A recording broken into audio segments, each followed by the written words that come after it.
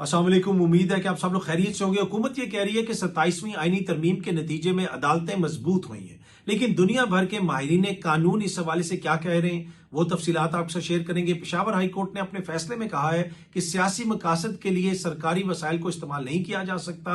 इसकी क्या तफसीलात हैं वो भी आपको बताएंगे। ISF का कन्वेंशन हुआ, वहां पे क्या कुछ कहा गया। सोहेल आफरीदी साहब ने भी उसमें शिरकत की। बड़ी इंपॉर्टेंट डिटेल्स हैं, वो भी आपसे शेयर करेंगे।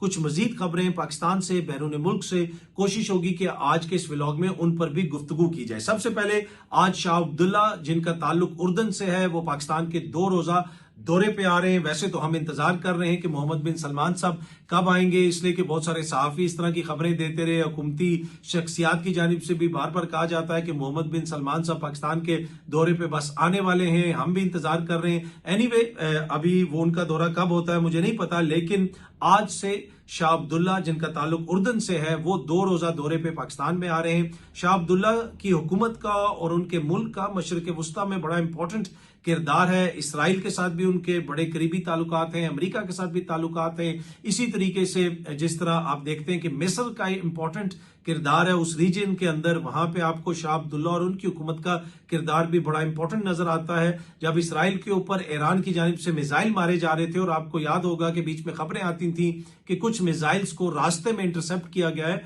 उसमें जो उर्दन की हुकूमत थी, जो उर्दन की सरजमीन थी, वो भी अपना किरदार अदा करते थे। उर्दन की सरजमीन से उनको इंटरसेप्ट किया जाता था। तो इससे आप अंदाजा लगा सकते हैं कि उर्दन की मशरक वस्ता के अंदर एक बड़ी इंपॉर्टेंट हैसियत है अमेरिका की नजर में, उसके इत्तेहादियों की नजर में। तो आज का ये जो दौरा है शाह अब्दुल्ला का, यकीनन ये एक इंपॉर्टेंट दौरा है। इस दौरे के नतीजे में पाकिस्तान में कितनी इन्वेस्टमेंट आएगी मुझे नहीं पता, इसलिए कि अगर कोई सऊदी प्रिंस आ रहा होता तो हम कह सकते थे कि जी बहुत बड़ी कोई इन्वेस्टमेंट आ सकती है, लेकिन मुझे नहीं लगता कि उर्दन इस पोजीशन में है कि वो पाकिस्तान में कोई बहुत बड़ी इन्वेस्टमेंट करे। पर एनीवे, एक इंपॉर्टेंट मुल्क है, एक इंपॉर्टेंट हुक्मरान है, वो पाकिस्तान का दौरा कर रहे हैं, जो यकीनन पाकिस्तान के लिए भी इंपॉर्टेंट है। अगली जो खबर है वो बड़ी इंपॉर्टेंट है। आपको पता है कि जब से 27वीं आईनी तरमीम का जिक्र शुरू हुआ, तो जो हुकूमती शख्सियात हैं वो सुबह से शाम तक टीवी पे बैठ के आपको बताती हैं कि इसके नतीजे में अदालती निज़ाम मजबूत होगा। लेकिन जब से 27वीं आईनी तरमीम मंजूर हुई है, उसके बाद से इन्होंने जजेस के हवाले से जारियाना बातें कर रहे हैं। ये अदलिया के हवाले से, अदलिया का जो माजी का किरदार है उसके ऊपर तनकीद कर रहे हैं, लेकिन अवाम को ये नहीं बता रहे कि भाई इससे आपको क्या फायदा होगा। एनीवे, ICJ का अब रद्द अमल आया। ICJ, इंटरनेशनल कमीशन फॉर ज्यूरिस्ट्स, ये दुनिया के वो माहिरीन कानून हैं जिनका ताल्लुक दुनिया भर से है। इसमें लीडिंग आपके लॉयर्स हैं, आपके जज हैं, और किसी एक मुल्क से इनका ताल्लुक नहीं है, दुनिया भर से। उसमें फर्स्ट वर्ल्ड कंट्रीज भी हैं, उसमें अफ्रीका की कंट्रीज भी हैं, उसमें दीगर ममालिक के जो लॉयर्स हैं, जजेस हैं, वो सब इसमें शामिल हैं। जिनीवा में, स्विट्जरलैंड में इनका ऑफिस है, और ये दुनिया भर में निज़ाम इंसाफ की मजबूती के लिए, अदलिया की मजबूती के लिए, जमहूरियत की मजबूती के लिए ये इदारा काम करता है। और ICJ का जो वर्ड है उसकी बड़ी वैल्यू है, उसका बड़ा वजन है। इनकी बात को बड़ी संजीदगी से लिया जाता है, क्योंकि ये माहिरीन कानून है, ये कानून को समझते हैं। एनीवे, अब ICJ ने पाकिस्तान के अंदर जो 27वीं आईनी तरमीम हुई है उसके ऊपर अपना बाकायदा रद्दअमल दिया है। उन्होंने कहा है, Pakistan dismantling justice, a full frontal assault on the rule of law. जी हाँ जी, वो ये कह रहे हैं कि पाकिस्तान में निज़ाम इंसाफ की तोड़ फोड़ शुरू हो गई है और बाकायदा तौर पे निज़ाम इंसाफ के ऊपर हमला कर दिया गया है। ये कह रहे हैं वो 27वीं आईनी तरमीम के हवाले से। आगे मैं थोड़ा सा आपको पढ़ के सुनाता हूं। The 27th amendment to the constitution of Pakistan passed today by Pakistan parliament is a flagrant attack on the independence of the judiciary and the rule of law, said the international commission of jurist. ICJ ने कहा है कि जनाब ये जो है ये attack है जुडिशरी के ऊपर, अदलिया की आजादी के ऊपर, कानून की हुक्मरानी के ऊपर, वो ये कह रहे हैं। इसके साथ साथ उन्होंने ये भी कहा, मैं थोड़ा सा आपको पढ़ के सुना देता हूं। The changes made to the judicial system in the 27th amendment are alarming. वो ये कह रहे हैं कि ये मतलब कि इंतहाई खतरनाक हैं, ये परेशान कुन हैं जिस किस्म की चेंजेस की गई हैं जुडिशियल सिस्टम के अंदर 27वीं तरमीम के तहत। They will significantly impair the judiciary's ability to hold the executive accountable and protect the fundamental human rights of the people of Pakistan. वो ये कह रहे हैं कि जिस किस्म की तब्दीलियां की गई हैं उनके नतीजे में अब जुडिशरी एग्जेक्टिव को अकाउंटेबल नहीं कर सकती है, यानी वो उनसे पूछ नहीं सकेगी, सही तरीके से लोगों के हकूक का तहफ़्फ़ुज़ नहीं कर सकेगी। एक तरह से लगता है ऐसे है कि एग्जीक्यूटिव बालादस्त हो गया। लेकिन यहाँ पे आपको नून लीग वाले और पीपल्स पार्टी वाले ये बता रहे हैं कि इससे निज़ाम इंसाफ में बेहतरी आएगी और निज़ाम इंसाफ बेहतर होगा। अब ये जो तज्जिया तबसरा या ये जो इल्ज़ाम है, ये कोई सहाफ़ी, कोई पाकिस्तानी दानिश्वर या कोई पाकिस्तानी सियासतदान या कोई पाकिस्तानी वकील या कोई पाकिस्तानी जज नहीं कह रहा। ये किसी पाकिस्तानी जज का खत नहीं है, ये ICJ कह रहा है। और आप में से जो ICJ को जानते हैं उनको पता है उनके काम का, जो नहीं जानते वो थोड़ा सा गूगल कर लें। हुकूमत वालों को तो पता ही होगा, लेकिन एनीवे उन्होंने कौन सा इससे कोई असर लेना है। पर ये दुनिया के लीडिंग चोटी के जो कानूनी माहिरीन हैं वो इस अमेंडमेंट के हवाले से ये कह रहे हैं।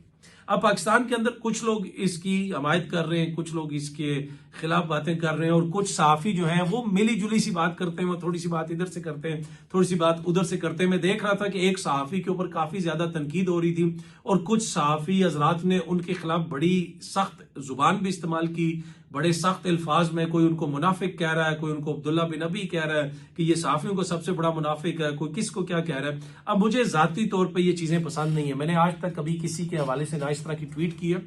आप मेरा सोशल मीडिया उठा के देख लें, अगर कोई एक भी आपको ऐसी ट्वीट मिल जाए तो मैं उसमें माजरत करूंगा जिसमें मैंने किसी और को टारगेट किया हो, किसी सहाफ़ी को या किसी को इस तरह पर्सनल किसी के ऊपर अटैक किया हो। इवन के मेरे ऊपर बहुत सारे लोग करते रहते हैं और मुझे बहुत सारे लोग जो है वो स्क्रीनशॉट्स भी भेजते रहते हैं और फोन करके भी बताते हैं। बल्कि एक दिन मैंने शायद ये कभी पहले शेयर किया या नहीं किया मुझे याद नहीं है। मुझे एक सहाफ़ी दोस्त ने एक स्क्रीनशॉट भेजा जिसमें एक मोहतरम सहाफ़ी ने मेरा नाम लिख के इंतहाई नामुनासिब सी बात की हुई थी और पता नहीं क्या कुछ मुझे कहा हुआ था।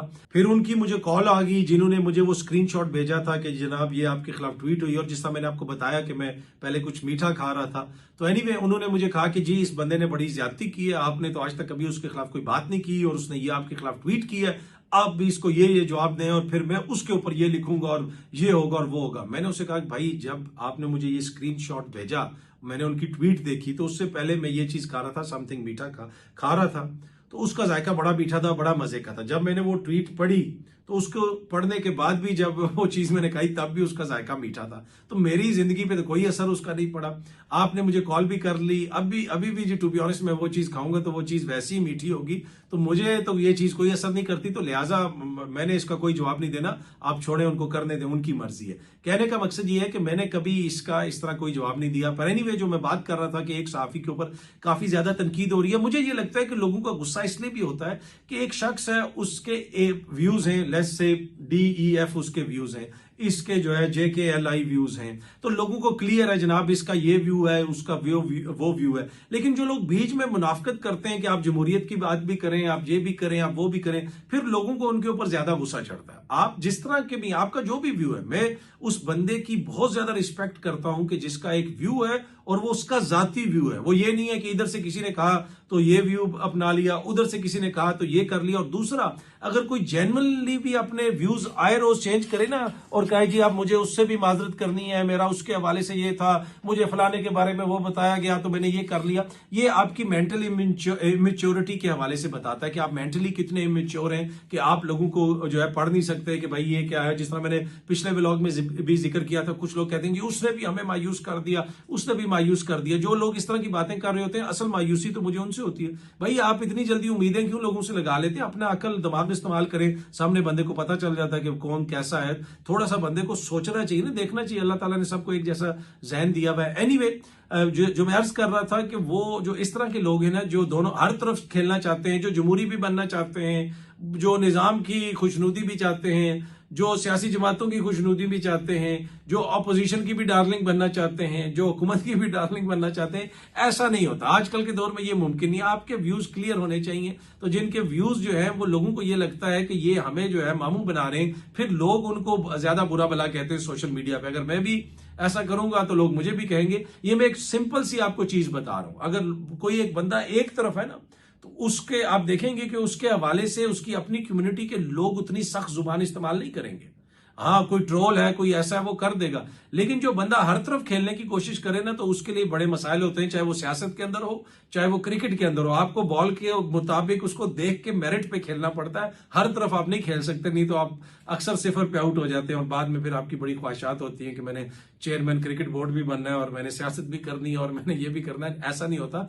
आपको मेरिट के मुताबिक खेलना चाहिए और बाकी जो आप चीज सही समझते हैं आप उसके मुताबिक करें बात। आपको क्या जरूरत है सहारे ढूंढने की, कि इसमें सहारा ढूंढे, उसमें सहारा ढूंढे। आपकी बात हो सकता है कुछ लोगों को पसंद आए, कुछ लोगों को पसंद ना आए, वो आप हर किसी को तो मुतमईन नहीं कर सकते। तो जो हर किसी को मुतमईन करने की कोशिश करता है, तो फिर वो जो है ना, उसकी समटाइम आपको सोशल मीडिया पे जो है अवाम की तरफ से लगता है ऐसे है कि वो एक रिजेंटमेंट शो की जाती है अवाम की तरफ से और काफी जो है उनको क्रिटिसिज्म का सामना करना पड़ता है।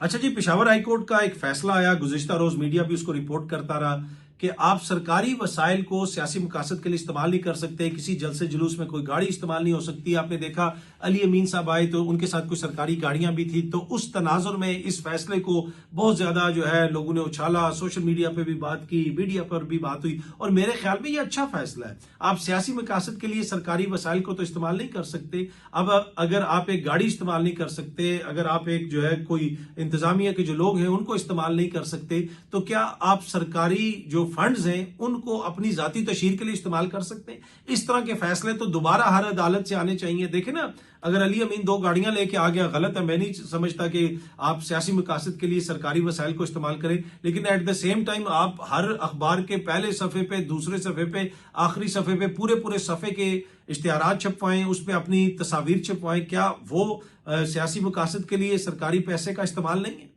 देखे ना, ये एक चीज है ना समझने वाली, उसके ऊपर भी पाबंदी होनी चाहिए। तो मुझे तो ये फैसला बड़ा पसंद आया और मैं उम्मीद करता हूं कि ये जो अपनी तशहीर की जाती है कि जो शख्स हुकूमत में भी नहीं है उसकी भी तस्वीरें लगाई जाती हैं, हर चीज पे, जूस के डब्बे से लेके अखबारात तक हर जगह पे आपको जनाब वो इश्तिहारात नजर आते हैं। इसके ऊपर भी कोई पूछेगा, इसके ऊपर भी कोई कहेगा कि भाई आप कैसे सरकारी पैसा ऐसे खर्च कर सकते हैं। और फिर कभी रेनोवेशन के नाम पे, कभी गाड़ियों के नाम पे सरकारी पैसा इधर खर्च हो रहा है, सरकारी पैसा उधर खर्च हो रहा है, नए बंगले बन रहे हैं, इतने इतने बड़े जनाब अफसरान के बंगले हैं, ये है वो है। ये सारी चीजें सरकारी पैसे से होती हैं।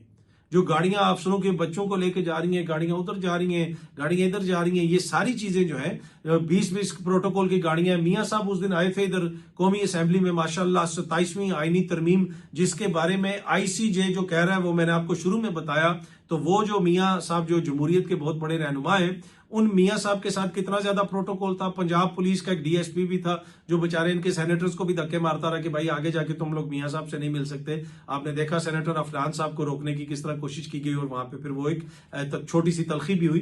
पर एनीवे वो भी सारे जो है सरकारी वसाइल नहीं है।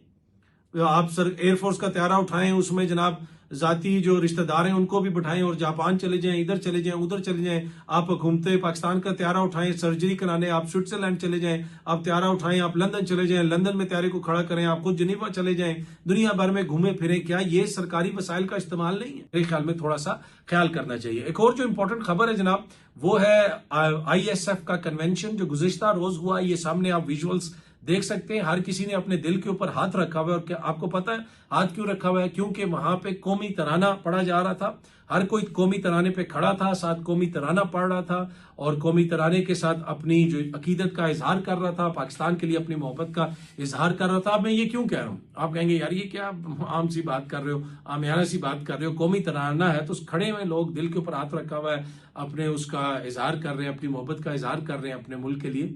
भाई यहाँ पे बहुत सारे ऐसे लोग हैं जो कौमी तराने पे खड़े नहीं होते, जिनको तकलीफ हो जाती है, जो पाकिस्तान के हवाले से मखसूस किस्म के ख्यालात रखते हैं। तो कहने का मकसद ये है कि ये वो नौजवान हैं, ये वो जमात है जिसको सबसे ज्यादा वोट पड़ा, जो इस मुल्क से प्यार करते हैं, जो इस मुल्क से मोहब्बत करते हैं, कौमी तराने को पढ़ते हैं, कौमी तराने की तज़ीम करते हैं, अपने मुल्क से मोहब्बत करते हैं। तो लिहाजा मेरे ख्याल में ये एक बड़ा इंपॉर्टेंट मैसेज है वहां से, कन्वेंशन से, तो इनके ऊपर उस किस्म के इल्जामात ना लगाएं जिस तरह राजा परवेज अशरफ साहब ने उस दिन इनको भारत के साथ जोड़ा। कुछ दीगर लोग कहते हैं जनाब के ये दहशतगर्द हैं, जिसमें वफाकी वुजरा भी शामिल हैं, ये प्रेस कॉन्फ्रेंसेस करते हैं, कभी इनको इंडिया के साथ जोड़ा जाता है, कभी इनको मुल्क दुश्मनी के साथ जोड़ा जाता है। तो जो लोग मुल्क से मोहब्बत करने वाले नौजवान हैं उनके हवाले से आप ऐसी बात ना करें। मुल्क के अंदर सबसे ज्यादा वोट लेने वाली जमात अगर खुदा न खास्ता गद्दार है तो फिर पीछे रह क्या जाता है। तो कन्वेंशन के अंदर इसके अलावा और भी काफी बातें हुई। सोहेला अफरीदी साहब ने इमरान खान साहब के हवाले से बातें की, एहतजाज के हवाले से बातें हुई, बहुत सारी दीगर चीजें हुई। लेकिन जिस तरह मैंने पहले भी अर्ज किया कि सोहेला अफरीदी जो कर रहा है वो आपको एक क्लासिक जो है पॉलिटिकल वर्कर नजर आता है, वो अपनी बेस के साथ भी जुड़ा हुआ है। अच्छा, ये बड़ा इंपॉर्टेंट एक चीज होती है, जो आपकी स्ट्रेंथ होती है ना, आप कभी उसके खिलाफ नहीं जाते। आप जिस स्ट्रेंथ के ऊपर आप खड़े होते हैं ना, आप उस ये ना समझें कि आप बहुत बड़ी कोई चीज बन गए और आप उस स्ट्रेंथ के खिलाफ चल पड़े। सोहेल अफरीदी को पता है उसकी स्ट्रेंथ ISF है, नौजवान है, उसकी स्ट्रेंथ सोशल मीडिया है, इसीलिए उसने अपनी पहली तकरीर में सोशल मीडिया की भी तारीफ की, नौजवानों की भी तारीफ की। और सोशल मीडिया जो है वो कोई ऐसी गार नहीं है कि जहां पे 5 बंदे बैठे हुए हैं और उन्होंने जनाब एनके पहनी हुई और वो पता नहीं उनके बाल उड़े हुए और वो ये कर रहे हैं वो कर रहे हैं। ये एक अजीब सा तासुर कायम किया जाता है कि जी फलाने का सोशल मीडिया बड़ा मजबूत है, फलाने का सोशल मीडिया बड़ा मजबूत है। सोशल मीडिया बुनियादी तौर पर आपकी सोसाइटी का अक्स है, आपके मुआशरे का अक्स है।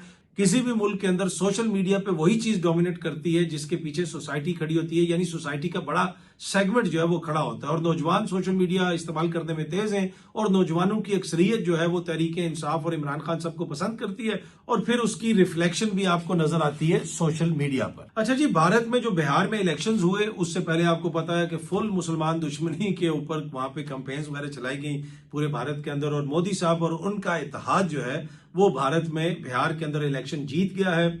और जिस किस्म की वहां पे आपको पता है पहले एक धमाका भी हो गया दिल्ली में, उससे भी काफी उनको एक तरह से बूस्ट मिला, और जिस किस्म की वो वहां पे सियासत करते हैं वो आपके सामने है। लेकिन ये आपको मानना पड़ेगा कि वहां पे जो उनके मुखालफीन हैं वो भी तस्लीम कर रहे हैं, थोड़े बहुत इल्जामात तो लगते हैं, लेकिन वहां पे एक ऐसा सिस्टम बन गया है कि जिसको भी वोट पड़ते हैं, मेजॉरिटी वोट पड़ते हैं, वो जमात जीत जाती है। हम तो 70-80 सालों में एक ऐसा सिस्टम ही नहीं बना सके जिसके ऊपर हम सबको यकीन हो कि भाई हाँ यही जीता है। 2018 में कोई ये इल्जाम लगाता है, 2024 में कोई वो इल्जाम लगाता है, 13 में कोई और इल्जाम लगता है, तो हम तो अभी तक वो निजाम भी नहीं बना सके। और फिर सोने पे सुहागा पाकिस्तान के अंदर यहां तक दानिश्वर कह देते हैं कि इस मुल्क में एक दफा ही साफ और शफाफ इलेक्शंस हुए थे और खुदा न खास्ता मुल्क टूट गया था। तो ये हमारी जो है वो थिंकिंग है या हमारी परसेप्शन है जमहूरियत के हवाले से और वोट की इज्जत के हवाले से। तो हमें भी देखने की जरूरत है कि कैसे हम एक बेहतर निजाम बना सकते हैं कि जहां पर सब लोग एक दूसरे के मैंडेट का एक तरह से जिसे आप कह सकते हैं कि वो एहतराम करें और एक दूसरे के मैंडेट को मानें। अच्छा जी, अमेरिका से जो एक बड़ी खबर है ना वो एप्स्टीन फाइल्स के हवाले से है। अब जेफरी एप्स्टीन था, वो मुख्तलिफ लोगों को बुलाता था, पार्टीज वगैरह करता था, वहां पे नौजवान लड़कियां वगैरह भी आती थी, फिर कभी वहां पे छुप के वीडियोस वगैरह भी बन जाती थी, और बहुत सारी चीजें जो है उसने फाइल्स इकट्ठी की हुई थी, वीडियोज इकट्ठी की हुई थी। बाद में वो गिरफ्तार हुआ, फिर उसको जो है उसके खिलाफ ट्रायल वगैरह चला, उसने जेल के अंदर खुदकुशी कर ली। लेकिन वो जो फाइल्स हैं जिनको एप्स्टीन फाइल्स कहा जाता है वो अभी तक सारी सामने नहीं आई।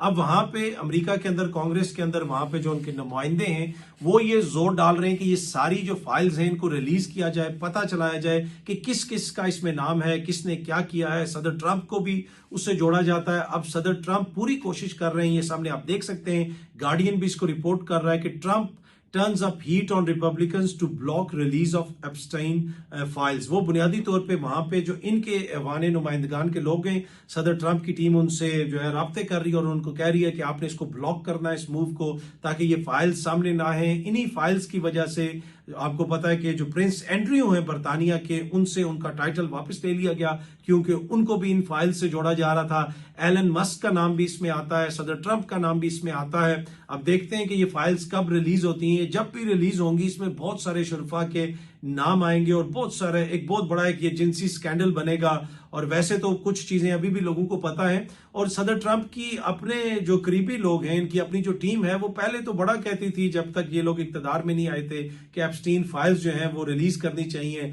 लेकिन अब एलन मस्क भी इसके ऊपर ज्यादा बात नहीं करता, दीगर लोग भी इसके ऊपर ज्यादा बात नहीं करते। अब देखते हैं कि कब ये फाइल्स सामने आती हैं, लेकिन ये एक बहुत बड़ा धमाका होगा। और जेफरी एप्स्टीन के हवाले से कहा जाता है कि ये इसराइल की खुफिया एजेंसी के लिए काम करता था और ये इसने जनाब इस तरह के ये सारी जगह बनाई हुई थी और जहाँ पे इसने खुफिया कैमरे लगाए हुए थे और वहाँ पे लोगों की फिल्में बनती थी और ये सब कुछ वहाँ पे होता था।